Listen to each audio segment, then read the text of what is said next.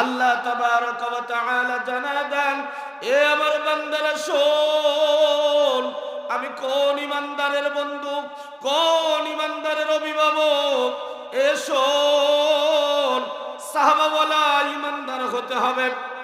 কোন ইমানদার হতে হবে? সাহাবাওয়ালা ইমানদার হতে হবে। জোরে বলেন, কোন ইমানদার হতে হবে? সাহাবাওয়ালা ইমানদার হতে হবে। যেমন নাকি সাহাবাদের ঈমান ছিল, এমন ঈমান যেই ঈমানের কাছে কোনো কিছুর বিনিময়ে সাহাবারা ঈমান বিক্রি করে নাই, ঈমানকে বিসর্জন দেয় নাই। ইতিহাসের পাতায় লেখা আছে, স্বর্ণাক্ষরে হযরতে আবু যর এই পরিমাণ মার খেয়েছে, আল্লাহ তাআলার একত্ববাদের দাওয়াত দিতে গিয়ে পুরা শরীর ক্ষত বিক্ষত হয়েছে, তারপরেও কালেমা ছাড়ে নাই। হযরতে আবু বকর মার খেয়েছে, কালেমা ছাড়ে নাই। অসংখ্য সাহাবী, শরীরের ভিতরে রক্ত। কাফেরেরা বলেছে, তোমরা যদি ওই মুহাম্মাদের কালেমা ছেড়ে দাও তাহলে তোমাদেরকে কষ্ট দেব না, কষ্ট দেব না, আঘাত দেব না, তোমাদেরকে আরো সম্পদ দেব, তোমাদেরকে আরো রাজত্ব দান করে দিব, তোমাদের সুচিকিৎসা করব, আমরা যা চাও তোমরা তাই আমরা তোমাদেরকে দান করে দিব। সাহাবারা বলেছেন, তোমাদের কিছুই আমরা চাই না, আমাদের জীবনের বিনিময়েও আমরা আমাদের ঈমান দিতে রাজি না। মুসলমান আল্লাহর বান্দা হযরতে বেলাল হাবশির দিকে তাকান, এমন কষ্ট দিয়েছে হযরতে বেলাল হাবশিকে। ওই যে মরুভূমির ভিতরে, উত্তপ্ত বালুর ভিতরে হযরতে বেলালকে শুলিতে চড়ানো হয়েছে। এই পরিমাণ কষ্ট, পাথরগুলি গরম করে বুকের ভিতরে চাপ দিয়ে দিয়েছে, চামড়াগুলি পুড়ে গিয়েছে, শরীর থেকে চর্বিগুলি গলে গলে খসে খসে পড়ে গিয়েছে, শরীরের ভেতরে চাবুকের আঘাত, শরীরের ভেতরে লোহার আঘাত, কত বেতের আঘাত, আঘাতের পর আঘাত। এই পরিমাণ আঘাত, বিলালের পুরো শরীরটা এই পরিমাণ ক্ষত হয়ে গেছে, পুরা শরীরে রক্ত, রক্ত দিয়ে বালুগুলি রঙিন হয়ে গেছে। হযরতে বিলালকে ডাক দিয়ে বলে, বিলাল, এখনো সময় আছে, তুমি যদি মুহাম্মাদের কালেমা ছেড়ে দাও, আমরা কথা দিলাম, কথা দিলাম, তুমি বিলালকে আমরা ছেড়ে দেব। শুধু ছেড়ে দেব না, তোমাকে আমরা গোলাম থেকে আজাদ করে দেব। শুধু আজাদ করে দেব না, শুধু আজাদ করে দেব না, তোমার সুচিকিৎসা করব, চিকিৎসা করার পরে সুস্থ করে তোমাকে যা সম্পদ দেওয়া লাগে আমরা দিব। এ বিলাল, তার বিনিময়ে মুহাম্মাদের কালেমা ছেড়ে দাও। বিলাল ডাক দিয়ে বলে, না না,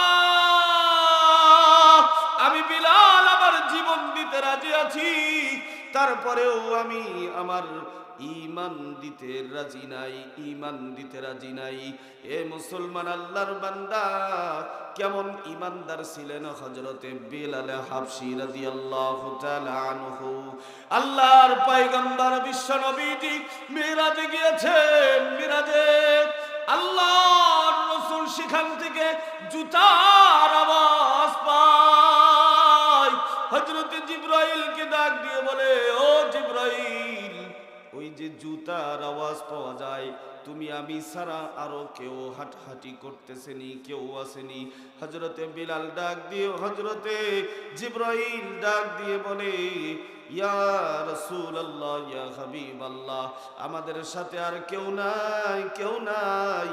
ওই যে বিলাল জমিনের ভিতরে হাঁটে, আল্লাহ তাবারাক ওয়া তাআলা তার পায়ের আওয়াজ আসমান পর্যন্ত পৌঁছায় দিয়েছে।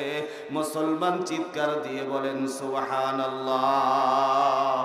আল্লাহু ওয়ালিউল্লাযীনা আমানু। আল্লাহ বলেন, হে বান্দা শোন, যদি তোরা ঈমানদার হইতে পারো, আমি রব তোদেরকে কথা দিলাম, আমি রব তোদের অভিভাবক হয়ে যাব। যেমন ঈমানদার ছিলেন হযরতে বিলাল হাবশী রাদিয়াল্লাহু তাআলা আনহু, তিনি জমিনের ভিতরে হাঁটে, আর তার হাঁটার জুতার যে পায়ের শব্দ হয়, এই শব্দটা আল্লাহ তাবারাকা ওয়া তাআলা আসমানের ভেতরে পৌঁছায় দেয়। এ মুসলমান আল্লাহর বান্দা, ভাটি কাপাসিয়ার এলাকাবাসীরা খুব খেয়াল করে শুনতে হবে, রাত কিন্তু গভীর হয়ে গেছে। হযরত বিলালের পায়ের আওয়াজ আসমানে আল্লাহর রাসূল শুনতে পায়। বিলাল ছিলেন একজন গোলাম, তার চেহারা ছিল না কুশিদ সাইজের একজন মানুষ ছিলেন। তার কথাও অস্পষ্ট ছিল, কথাও ভালো ছিল না, ভালোভাবে কথা বলতে পারত না, চেহারা সুরত ভালো ছিল না। সে ছিল একজন হাবশী গোলাম, কিন্তু ইমানদার হওয়ার বদৌলতে আল্লাহ তাবারাকা ওয়া তাআলা এত সম্মান এবং এত মর্যাদা দান করে দিয়েছেন, যেই বিলালকে আল্লাহ তাআলা মসজিদের নববীর মুয়াজ্জিন হিসেবে কবুল করেছেন। মুসলমান চিৎকার দিয়ে বলেন সুবহানাল্লাহ। সাহাবীরা আল্লাহর রাসূলকে ডাক দিয়ে বললেন, ইয়া রাসূলুল্লাহ, বিলাল কথা বলতে পারে না, কথাগুলি অস্পষ্ট, অথচ অন্য সাহাবীদের ভিতরে কত কণ্ঠওয়ালা সাহাবী আছে, মসজিদে নববীতে আযান দিলে সুন্দর লাগবে। সাহাবীদের পীড়াপিড়ির কারণে আল্লাহর রাসূল আযানের অনুমতি দিয়ে দিলেন। ফজরের আযান হয়, হাইয়া আলাস সালাহ, হাইয়া আলাস সালাহ, হাইয়া আলাল ফালাহ, হাইয়া আলাল ফালাহ, আস-সালাতু খায়রুম মিনান নাওম। মদিনাবাসী সুন্দর কণ্ঠওয়ালা আযানের আওয়াজ, এত সুন্দর কণ্ঠওয়ালা আওয়াজ, কিন্তু ভোর হইতেছে না, রাত শেষ হয় না। আল্লাহর রাসূল সাল্লাল্লাহু আলাইহি ওয়াসাল্লাম চিন্তার ভেতরে পড়ে গেলেন, রাত তো শেষ হয় না। আসমান থেকে জিবরাইল এসে বলে, ওগো আল্লাহর নবী, আজকে কি মসজিদের নববীতে আযান হয়েছে? বলে, হ্যাঁ হ্যাঁ, অন্য দিনের তুলনায় আজকে আরো সুন্দর করে আযান হয়েছে। আজকে বিলাল আযান দেয় নাই, কণ্ঠওয়ালা সাহাবী আযান দিয়েছে। জিবরাইল রাসূলকে ডাক দিয়ে বলে, ইয়া রাসূলুল্লাহ, এত কণ্ঠওয়ালা আযান দিয়েছে, কিন্তু এই আযান তো আসমানে পৌঁছে নাই। যতক্ষণ পর্যন্ত বিলাল আযান না দেবে, ততক্ষণ পর্যন্ত এই আযান আসমানে যাবে না, ততক্ষণ পর্যন্ত আল্লাহ তাআলা সবে সাদেক করবে না। বিলাল যতক্ষণ পর্যন্ত আযান না দেবে, ততক্ষণ পর্যন্ত সকাল হবে না। এ মুসলমান, বিলাল ছিল একজন গোলাম, চেহারার কোনো মূল্য নাই, সৌন্দর্যের কোনো মূল্য নাই। আমি বড় সুন্দর, আমার কথা বলার ধরন বড় সুন্দর, আমি বড় টাকাওয়ালা। আবু জেহেলের কিন্তু কম টাকা ছিল না, আবু লাহাবের কিন্তু কম টাকা কম সম্পদের মালিক ছিল না। আবু জেহেলের জন্ম কোথায় জানেননি? কাবার চত্বরে আবু জেহেলের জন্ম, তারপরেও তার নসিবে ঈমান জোটে নাই। বিলাল একজন গোলাম, বিলাল একজন গোলাম, তার চেহারা ভালো ছিল না, কালো, এই পরিবার কালো। আল্লাহ তাবারাকা ওয়া তাআলা তারে কবুল করে ঈমান নামক দৌলত দিয়া মসজিদের নববীর মুয়াজ্জিন বানায় দিয়েছে। যারা যান আল্লাহ তাআলা কবুল করেছেন। এ কাপাসিয়াবাসী আল্লাহর বান্দারা শোনো, আল্লাহ তাবারাকা ওয়া তাআলা ডাক দিয়ে বলে, এ বান্দা শোন, তোরা যদি ইমানদার হইতে পারো, আমি রব তোদেরকে এই দুনিয়ার ভেতরে ওরা রাজত্ব দান করে দিব, আবার পরলৌকিক জগতেও আমি রব তোদেরকে রাজত্ব দান করে দিব। এই দুনিয়ার জিন্দেগিটা ক্ষণস্থায়ী।